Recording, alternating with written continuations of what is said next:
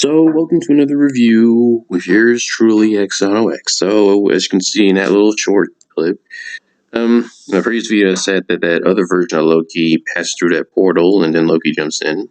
What's weird is that, how come the other version of him's a blonde? Like, I remember in the comic book, Loki's brunette just like he is, but for some reason in the show they made him blonde, or made her blonde. It's going to be a little bit confusing because they keep saying her, him, and it's like, a female version of him. It's just feels so weird, and then the only difference is that one of the horns is like cut off or whatever. So welcome to this review. I think basically what happens here is that so they go through a portal, they start having a little fight, they go through the interdimensional fighting, and they keep passing through time. The other version of Loki clearly wants to destroy the Time Variant Authority, so that way she could just do whatever else she wants. Loki then shows up. He wants to stop her, although his reasons behind it aren't exactly good. You start fighting it out. You accidentally click the device again. You end up in different timelines. Then you end up in some alternate universe where basically the moon's about to crash into the planet. And not only that, the device needs to basically be rebooted. No, not rebooted. The device needs to be charged up. So what happens is that they have to go on a little adventure and have to set aside their alliance. Although it's not a good alliance because one's just going to betray each other one way or another, right? So after all, it is himself, even if it is a female, as it sounds. So this is how it goes. And our Loki basically decided to tangle it out. From that point, they basically started coming some difficulties. They actually have to go into this little last route that's also humanity's last chance at surviving this apocalypse. I guess I could call it that, since the moon's going to crash on Earth. Loki does his little tricks, so does Lady Loki, although for her she does more of a mind thing that we never seen our Loki do. And what happens from there is that they basically decide to take on a bunch of other soldiers. And then they manage to make this train. And they manage to succeed. However, as we get further into the story... Wait, hold on. Shit, damn it. No. As we get further... Sorry about that. As we get further into the story... is to do her own plan. And, Ara decides to... Okay, it's going to sound worse for me saying male and female Loki. What the hell's up with that, man? It's like saying male and female Richard. I don't know. It's just so freaking weird. Loki of herself decide to basically, finish this plan a little bit more. Then they start having a little moment where they're talking about... I swear, I'm going to be honest, though. In this episode, it feels like brother and sister. Like, I know it's another version of him. But that's just how it feels with me. It's like brother and sister together. I don't know. It's really bizarre if you ask me.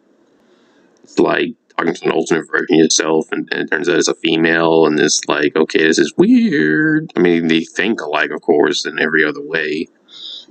Even the other version of Loki is like, I'm ahead in this too, but heck, at least I still go along with the plan when it's necessary. Well, she pointed out that he's ahead in this whether or not he's in the plan or not. And I'm just like, that's so true.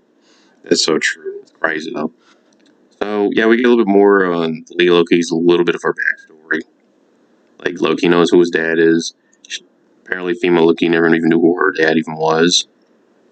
Sad to hear it, sour subject. And as they're on the train, they eventually recognize that they're not from that timeline, and they into a fight, and ends up taking it out of the train, and then they end up destroying the device. So now they don't know what the hell to do, and now they're mad as shit. Well, female Loki is. Male Loki's just like, whatever. And then what happens in that moment is that Loki's just like, now what we do? And then they find that if they go onto this arc ship that's heading to space, they might have a better chance there, so they decide to head up from there. And as they get to there, the mirror's still constantly hidden. Him and his female self don't know exactly what to do. And, well, from their point, Loki's just like, okay, fuck it, let's just do it. And as they're about to head off, there ends the episode. So, yeah. It feels kind of weird. Like, I wonder if we're going to learn more about female Loki, because it certainly got more interesting. I should cut this video shorter.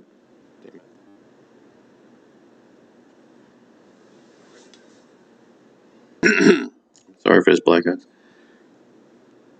No, what happens even further is that, like I said, female Loki and male Loki basically.